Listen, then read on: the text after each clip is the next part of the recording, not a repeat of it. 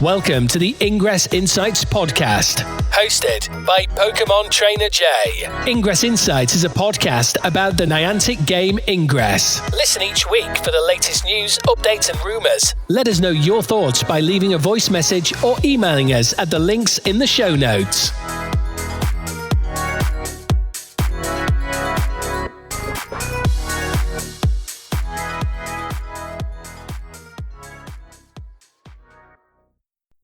Additional intel available. Hello agents and welcome to the 109th episode of the Ingress Insights podcast. In this week's episode we're going over the Delta Anomaly results from Quebec because that ended as I was finishing up recording the podcast last time, as well as looking where we are at on the bounty op and the field op tasks that have just started in some locations. I'll also go through the changes to key locus and free items, and then we've got a little bit of news about India and Indonesia, maybe pertinent, may not be, but we'll cover it anyway and I'll let you know what's going on there. So first of all, going through the August 23rd anomaly results, I covered Gothenburg because that had finished when I last recorded, but I hadn't covered Quebec City. That literally as I hit upload, it finished, so I didn't have time to go back and then edit the podcast. But just overall for Quebec City, it was Enlightened 185.3 points versus Resistance 114.7 points. So in total from that weekend, it was 309 points to Enlightened versus 290.5 points to Resistance. So for anyone that's better at tracking it than I am, that means that the current plus Delta series score is 798.8 points to Enlightened versus 701.2 points to Resistance. We do still have the bounty up going on, as I mentioned, the field up coming up, and then 2 anomalies in September. So there's plenty of points still to play for. It could go either way at the moment. As I mentioned, the bounty op is still going on. That's still got another 21 days as I'm recording this episode. So at the moment, looking at the scores on there, it's 49.19% to Enlightened versus 50.81% to Resistance. So Resistance are in the lead slightly on the bounty op. As I say, there's still another 3 weeks for you to go through and complete up to 250 daily bounties to then get the points for your faction. The plus Delta field op will also have started by the time this is podcast. I did share the update that the Ingress team posted previously. However, they've now taken on some feedback. So they said, agents, we've heard your feedback about the point ratio for creating versus destroying control fields and are therefore doubling the base value for creating a control field from 50 points to 100 points. With a strong strategy, a single well-executed control field could now be worth up to 780 plus Delta field points. The goal of this event is to measure your faction's collaboration and strategy, and we believe this change helps us further and rewards such qualities. Please note that destroying a friendly control field will not earn you any points, and then they also give us the first set of bounties for the first assignment. So the first one is earn 3,000 plus Delta field points, earn 5,000 plus Delta field points, create 12 control fields, create 20 control fields, destroy 8 control fields, destroy 12 control fields, and then finally claim 4 kinetic programs. As a reminder, you earn Delta field points this way, so creating a control field will give you 100 points times the number of unique link owners times 1 plus control field equilaterally percentage. Owning a portal link that is part of a control field created by another agent will get you 15 points times the number of unique link owners times 1 plus control field equilaterally percentage.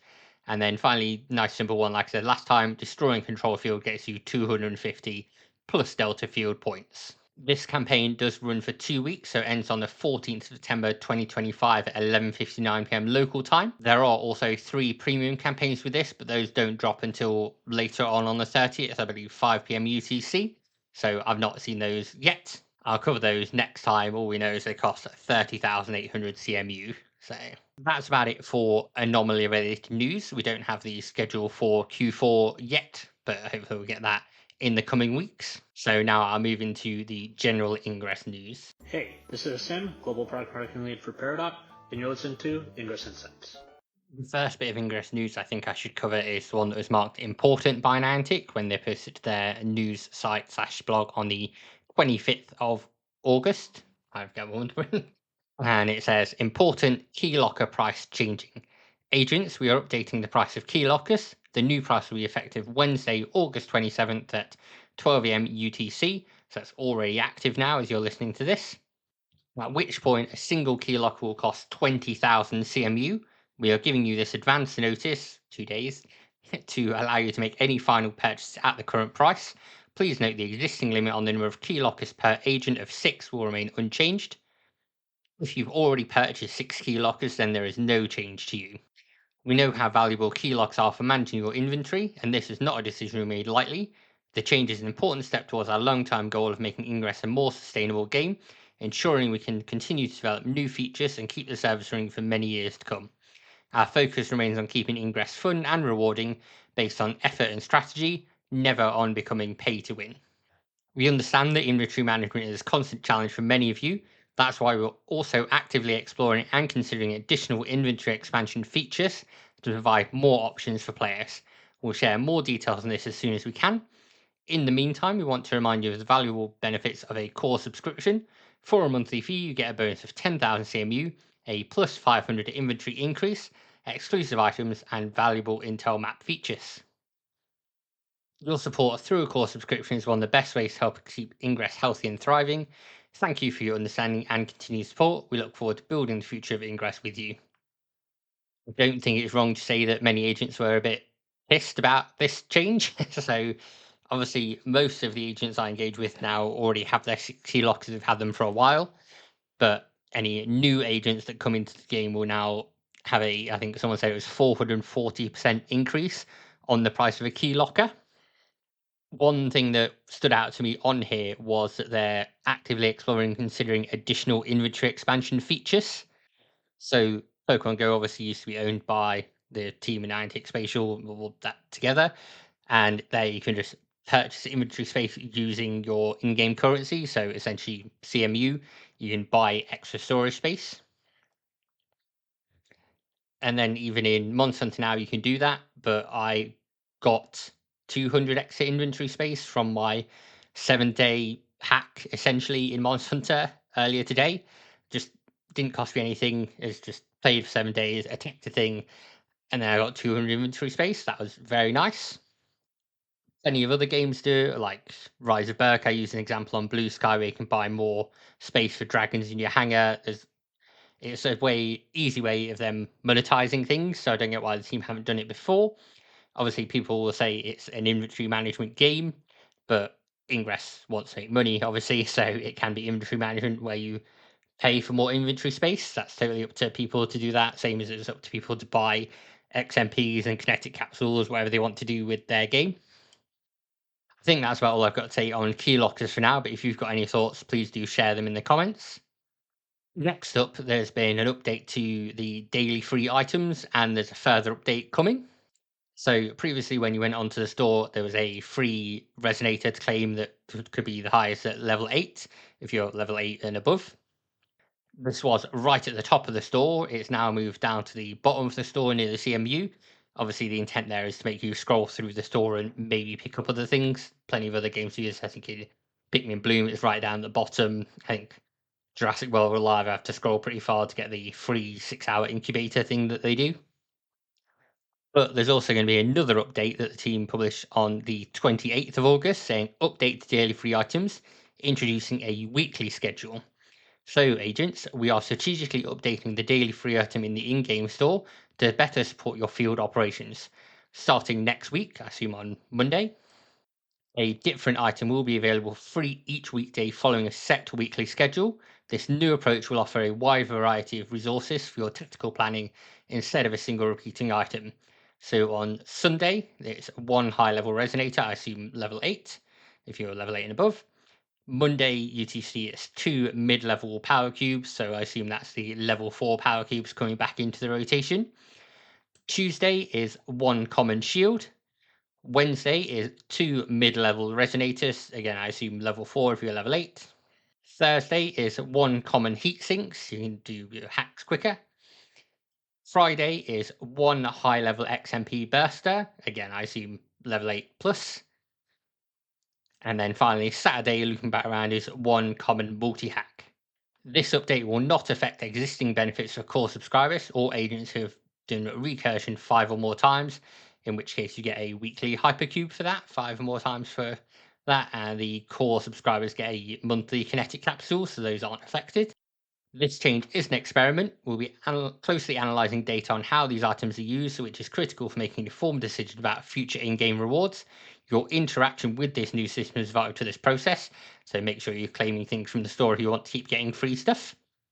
We are confident this change will provide a more valuable and consistent experience. Thank you for your continued support and for any feedback you may have. As it's September tomorrow, as you listen to this podcast, the Ingress worldwide competition that runs every year by Ingress fans is back on. So that runs from the 1st September to the 30th. And that's just engaging in friendly competition amongst agents to find out who's really the best in certain statistics. Niantic's given codes to the organisers so that they can then be awarded with codes and gear for getting the best in certain stats. Obviously not Recon at the minute because that's not running. I don't know if they've had that last time, but I will include a link to the group and then you can join it on there and see which stat you want to go for. We are very nearly in September, so I want to go over the September schedule for Ingress that we got announced in the Q3 schedule post. So on the 6th of September, we've got first Saturday for the month. Again, that can be registered through Fev Games to see what events are on your area, and then tick on your first Saturday medal. The 14th September is second Sunday, so that takes place from 12 a.m. to 11:59 p.m. local time. And there you just need to complete one of the second Sunday bounties to increase your second Sunday medal by 1 count. So that's scans, missions, Machina, unique portals. Take your pick, whichever one of those you want to do. You can do all 4, but you're not going to get 4 ticks on your second Sunday medal. The Plus Delta Global Campaign Field will still be running in September, and that ends on the 14th September. It starts on the last day of August. And then finally, the 20th September brings us the final Plus Delta XM Anomalies. So we've got one in Denpasar City, Bali in Indonesia, and one in Cambridge in the United Kingdom. So that rounds us out for September for Ingress. One final other Ingress thing I want to mention is there seems to have been some data breach, data leak with Niantic Supply. So some agents have reported getting some spam emails from the Niantic Supply store. So obviously be smart, don't click things. You hopefully all get a kind of phishing thing if you work in relevant jobs where you'll get emails. So you know what to do with phishing emails and data breach emails like that. Just don't open them, delete them. That's about it for Ingress news. I've got a little bit of information linked to Indonesia and India, as I said. Not really Ingress related, but I wanted to cover it anyway and share the community sentiment on it. Hey there, this is Jeff James, game designer from Marvel World of Heroes, and you're listening to Ingress Insights. Hopefully, through what I've said on this podcast before about them, you've got a kind of tangential awareness of what power spots are when it comes to Pokemon Go. For most of these locations in the Pokemon Go game, Niantic decided to import a database of basically like Foursquare, Google Map, Overture Maps stuff. So what happened is they ended up with lots of things that weren't eligible, like schools, beaches. I think there was a sex shop and things like that that got done in the first few imports. All of these imports were also added to Ingress, but they weren't made active. So if you go to nominate a new portal, you might see a nearby wave spot that's not in Ingress that has no photo. That's a power spot import. Just go over why I'm covering this. On the 27th of August, Niantic Tintino posted a update in the Wayfarer community forums to say more Pokestops and gyms coming to India and Indonesia. So they wrote, "Hello Explorers, hopping in to share some exciting news that will transform the Pokemon Go experience for our dedicated players in rural, urban and suburban areas of India and Indonesia. We've heard your feedback, have been working in close partnership with the Pokemon Go teams in India and Indonesia to bring this to life. We're thrilled to share that over the next 48 hours, trainers in these areas will see some existing power spots evolve into Pokestops and gyms, becoming permanent in-game locations. This effort is designed to directly benefit trainers in these areas by providing a more consistent and accessible way to engage with the game. These new permanent locations will help trainers level up faster, gain more XP, resources, and progress through the game with ease, reach Wayfarer eligibility, more explorers to nominate new way spots, submit edits, and review." How did we select which location to see this change? We identify locations in these countries that lacked enough permanent in-game locations, i.e. Pokestops and gyms, but that had at least one power spot. In the location where this is true, that power spot was converted into a new Pokestop or gym.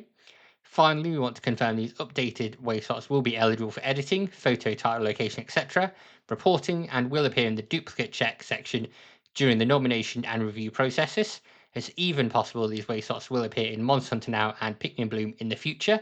We're incredibly excited to see the positive impacts this will have for trainers in these areas and can't wait to hear your feedback.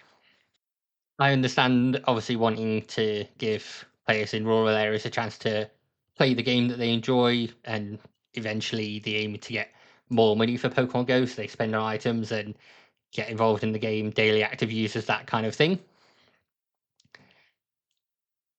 But I think before doing this, it might have made sense to do a little sense check on everything to see whether things should become Pokestops and gyms now, because power spots don't often meet Wayfarer eligibility, but now these are Pokestops and gyms, and that adds another layer of confusion to trainers in those areas when they get to the relevant level. What will they end up submitting? Things that are on the map. That's what everyone does, even though we try and advise against it and to say read criteria, submit what's eligible. People look at the map and go, oh, I see there's a primary school on there, I'll nominate the similar one because that obviously meets criteria, and then end up getting a punishment on the ladder. I don't think it's a great situation. In addition, some trainers from those areas have reported the only power spots they had to play the game have now gone missing. So they've now turned into Pokestops, but they now don't have a power spot, so they can't participate in certain events. So it's not gone smoothly, and I've said before that I hate power spots, so I don't get the point of it. Well, the power spot imports, I get the point of using way spots that don't necessarily appear in Pokemon Go as power spots, but I don't think they should have done an import where they clearly did 0 checks on what was going into the games. A little rant about how crap the power spot imports is done and finished now. Finally, before getting into wrapping up the podcast, I just want to say thank you to the first few Patreon subscribers we've had for the podcast. The link for that is in the show notes. So if you want to subscribe at either the free $1 or $5 levels, you can do that and see all the benefits on there. If you've got other ideas for Patreon benefits, do let me know. I am feeling a bit rough this weekend, so I will probably skip the Patreon exclusive episode for this week, and I'll get it up next week and have 2 basically in September, and hopefully have a bit more time to get everything done on there. That's all for general Ingress news and Delta news and any Recon news. Not really had that yet, so I'll now move on and get things wrapped up. What's up? This is Smooth Guy O, and you listen to the Ingress Insights podcast. Thank you, agents, for this episode of the Ingress Insights podcast. Next time, we should be going through the Plus Delta Bounty Op progress as usual, as well as the Field Op update, and see what's happening there. And also be seeing how the free item being received and changed has affected things, and whether anyone's actually buying Key Locus. Outside of that, I could probably tell you all that I will be at the Cambridge Anomaly. So I'll be there hopefully on the Friday through to the whole weekend. I'll be hanging out. I'll have a microphone with me, a small portable microphone, so I can record agents' thoughts and anything you want to say to the wider Ingress community. And I'll try and even upload some of that on the Saturday, provided I can connect everything up, get everything working as it should. But if not, it'll then go on the next Sunday after the anomaly. So hopefully I see you all out there, agents. I hope you have a great Sunday and happy hacking. Thank you, agents, for listening to the latest episode of the Ingress Insights podcast. If you'd like to support the podcast, you can do that in a couple of ways. So the easiest way to support the podcast is via Patreon. So you can find at patreon.com/Ingress Insights. And there's a free tier, a $1 a month tier, whatever that is in your local currency, and a $5 a month tier. You can check out what benefits those come with on the Patreon. One other thing you can do that's totally free that helps out a lot is rating the podcast on your podcast service of choice. So where you can leave a rating or leave comments, that always helps increase visibility. And then finally, you can follow us on various social media channels. We use most of them, but the best one to follow us on now is Blue Sky. So that's just ingressinsights.bsky.social. Search for Ingress Insights on Blue Sky, you'll find us on there. Finally, sharing the podcast with friends, family, other agents who want to listen and get updates really helps out and helps get interviews with various Ingress people or other game-related people to then increase visibility more. So anything you can do from those is great. Thanks again for listening, agents. Have a great day. Intel package transferred.